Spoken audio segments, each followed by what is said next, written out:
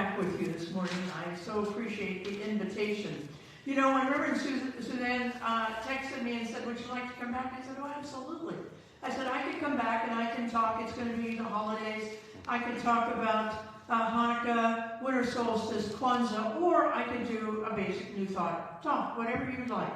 Now, unfortunately, I didn't put comments between Hanukkah, winter solstice, Kwanzaa. So what happened, I thought, oh, I'm going to comment or write her back and say, please choose one. It doesn't matter which one. But I didn't do it. Life happened, and I didn't do it. And the day after Thanksgiving, when I sat down to kind of work on this, I thought, you know what, it might be kind of interesting to look at the spiritual nourishment that is available in all three of these. So it'll be kind of a lighter look, not as deep a look as I usually do for these three holidays, but let's take a look and see what's common, what common wisdom can help us during this holiday time, and actually all our life. And we'll start with the Jewish holiday of Hanukkah. And I like to be reminded right off the top that this is not a holiday that Jewish parents thought up so that their kids wouldn't feel bad during December. This is a very old holiday. It's not the most important holiday on the Jewish calendar, but it has very potent spiritual wisdom for us nonetheless. And it was interesting to hear today the closing of the meditation with God.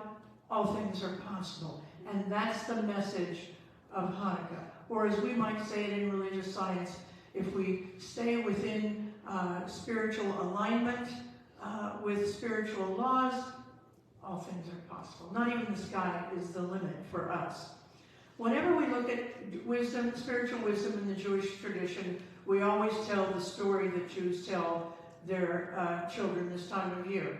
And the reason that they do that is not only to help them with spiritual wisdom, but also to teach them their heritage as well. There's an old Jewish proverb that I love, and it says that God so loved stories, he invented people. And I love that because I think it's kind of true. As many victory stories demonstrate, our story starts when life was okay for the Jews. Something needed to happen to them for it to go from okay to great, to fabulous. Because that's what we're here for. We're here to live great, fabulous lives. And by that I don't mean famous lives. I mean fabulous in every way that we want our life to be fabulous. Something had to happen for that to change. It's how the universe keeps us from getting stuck. Sometimes our life just feels okay, and then something happens to us. And sometimes that happening is a challenging happening. It doesn't feel good, but it is good. It doesn't make us happy, but it will in the end. Well, Jews were under the rule of the benevolent leader, Alexander the Great. And as I said, it was okay for the Jews because he didn't hassle them. They were not free, but they were not hassled either in this land called Judea. How many of us in this room are not feeling entirely free? Things are not terrible. Things are not terrible with our spouse, with our boss, with our adult children, with our grandchildren. They're not terrible. But they need to go to better. Because we don't speak up. Because if we did speak up, they might go to be worse. If we are not free, our soul will begin to invite experiences into our life which will make it impossible for us not to speak up or to run away. The communal soul of the Jews called into their experience the death of that great leader Alexander, who didn't hassle them, he just let them be. Something had to happen for that to change. And what happened is Alexander died and was replaced by a full-out anti-Semite called Antiochus. Antiochus was fearful of the Jews because they dressed differently. They spoke a different language than Greek. They were monolithic, and the Greeks weren't. Now, you and I know, because we're religious scientists, and we've been coming to church for a while, we know that we're every character of every spiritual story. Today's violence against people of color, against gay and transgender people, and this terrible anti-Semitism and Islamophobia that we're witnessing today are simply our societies acting out the life of Antiochus. See, God comes in all shapes, all colors, all sizes. And the more we know each other and about each other, the less we fear each other. And the less we fear each other, the less often we will do stupid things like try to limit other folks' experience of life.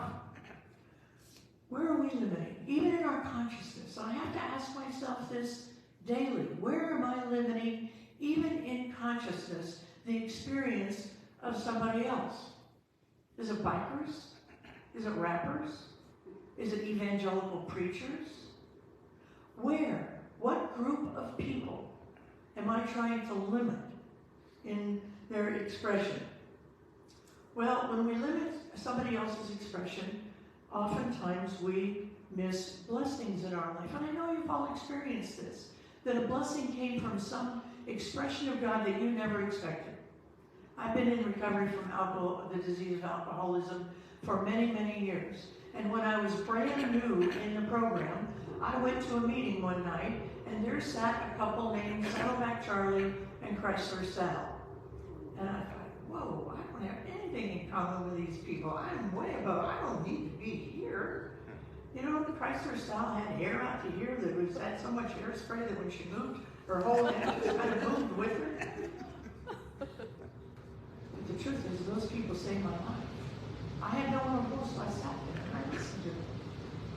I didn't miss their blessing because they dressed differently, they spoke differently, and they had these crazy names. With God, as it is represented in other people, all things are possible. Well, Antiochus decided to deal with his fear of the Jews by forbidding them from observing the Sabbath or worshiping the God of their understanding. Now, the spiritual wisdom of this part of the story is so powerful for us because you and I can throw all the temper tantrums we want. And if people have a sense of who they are, including our adult children, it will not work. Controlling other people by physical and emotional force never works. If it worked, gay people would be having commitment ceremonies again instead of getting married like all other people do. If it worked, there would be no Black Lives Matter movement on the planet. If it worked, the Jews would be singing Greek songs today. But it never works. Trying to control other people eventually will not work. Because the presence of God within us is stronger than any fear-activated limitation outside of us. With God, all things are possible. Even standing up to scary people in our lives. Standing up and saying, this is who I am. I am not a mistake. I came here on purpose with a purpose. And that purpose is God's purpose. And in the story of Hanukkah, there was such a man. He stood up to the scary people. He refused to kiss the statues of Zeus and other Greek gods that they brought into the town square. And they tried to bend the people down to kiss them. And he stood back up and he said, no. With God, all things are possible. Whoever is for God's laws, follow me. And they formed a band of rebels. Now, it was a small group. And this idea of a small group of rebels winning a war, whatever that war is, metaphysical war, metaphorical war, doesn't matter. A small group of rebels can begin and end in success. Religious scientists, us, we are a small band of rebels, rebelling against false evidence appearing real. You know, when somebody gives you a diagnosis, you and I know, because we're religious scientists, That's a combination of mathematical data. It is not who we are. When we're a small band of rebels, we believe that peace is possible right now. Our small band of religious science rebels believe that all people are worthy. All people are worthy. And that the political discourse can be done respectfully. Now, they won the war. I would love to have time to go into how they won that war, because the spiritual nourishment in how they won that war is amazing. But I'm going to just say they won the war, and here comes my favorite part of the story. They went back into their temple that was desecrated by the Greeks. They went back in, and what they saw made them weep. And that is important for us to know, because sometimes as religious scientists, we do what we call bypass, spiritual bypass. And what we really need to be doing is sitting down and weeping. When we lose somebody we love, we don't need to put on a happy face. We need to sit down and weep. When a calamity happens in our family, when one of our kids gets caught up in drugs, we need to sit down and weep. When we know that the country is going in a way that we would rather it didn't go, we need to sit down and weep. Now, that's not all we need to do. But if we don't do that, what happens is we do false weeping. Addiction to drugs is false weeping in our life. Constant busyness is false weeping in our lives. We need to make sure that we're doing what the Jews did, was just sit down and weep. And let the tears fall freely. And then they did something amazing. They had a menorah. That's what this is called. They had enough light to light the menorah, the eternal flame. It would go all year long.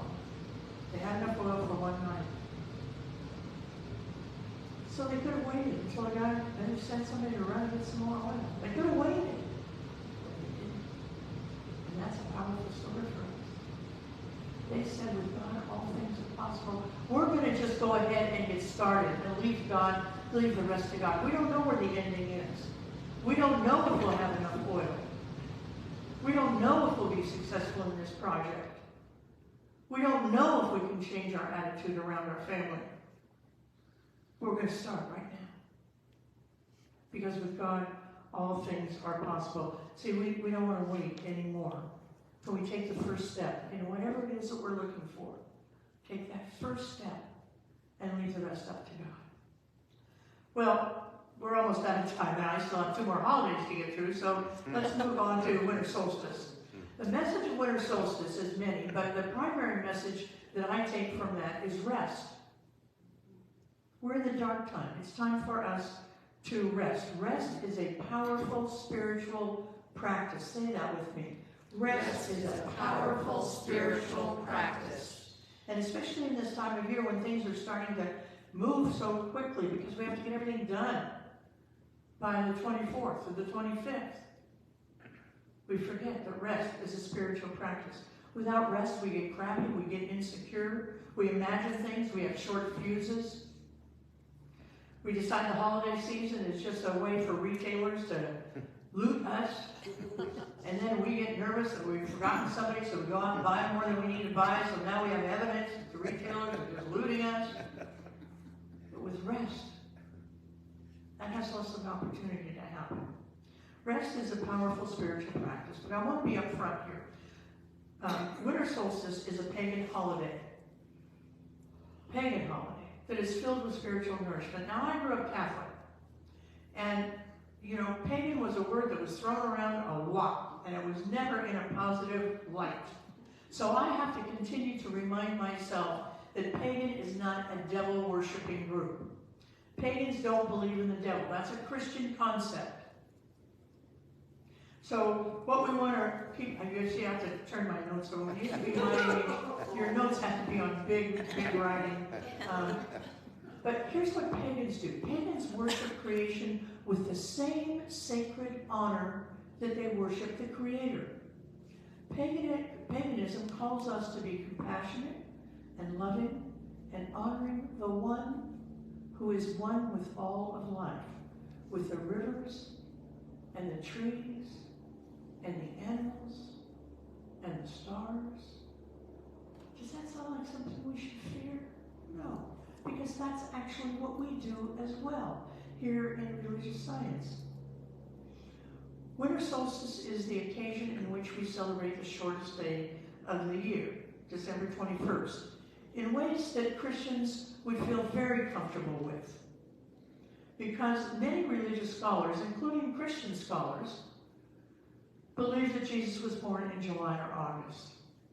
So how did this happen that it got to the 21st and the 24th? Here's how it happened. Christians were smart.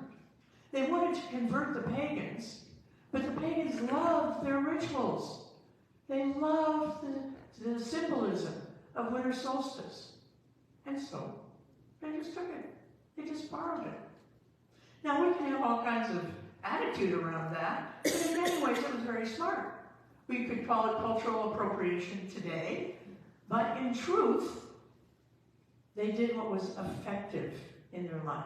So what we see today, the wreaths that we see hanging around, those are from the pagan tradition. Because what happened is, in the snowing times, they would take the wheel off the wagon, because the wagons weren't going anywhere, and they would decorate them up with holly and other prickly things, and they would put them on the front door to ward off any evil spirits. They would bring in an evergreen tree to light up the home. The father would go out and cut a Yule log, and he would carve a sun in the Yule log, and he would put it on the hearth to remind that the sun is coming back. Daylight is coming back. It's kind of like our song says, hold on, the light is coming. Hold on, better days are yet ahead of you. But here's the thing, we cannot get into the light without spending time in the darkness. And by darkness, I don't necessarily mean hard times, although some of us will choose to go that route. But what I'm talking about is dark times that allow for absolute rest. A seed cannot grow unless it spends a measure of time in the darkness, undisturbed. The gift of paganism is to recapture the rhythm of our being. And the rhythm of our being is very closely aligned with the rhythm of my great Mother Earth. Well, we got to move on because I still have one more to go. And I only have a few minutes. So the final holiday I want to talk about is Kwanzaa. In the church I come from, that's a very big deal, Kwanzaa. The big message of Kwanzaa is this. You came here on a purpose, for a purpose, and with a purpose. And it's not complicated. You don't have to get a special workbook or go to a seminar or lose weight or divorce your spouse or do any of those things. You came here on purpose because God loves you. And you came here with purpose.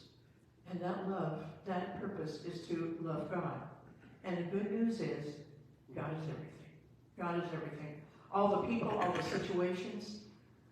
God is in all your problems. God is in all your solutions.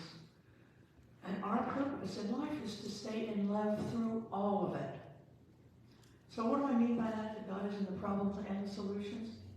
It comes from our teaching that God is indeed in everything.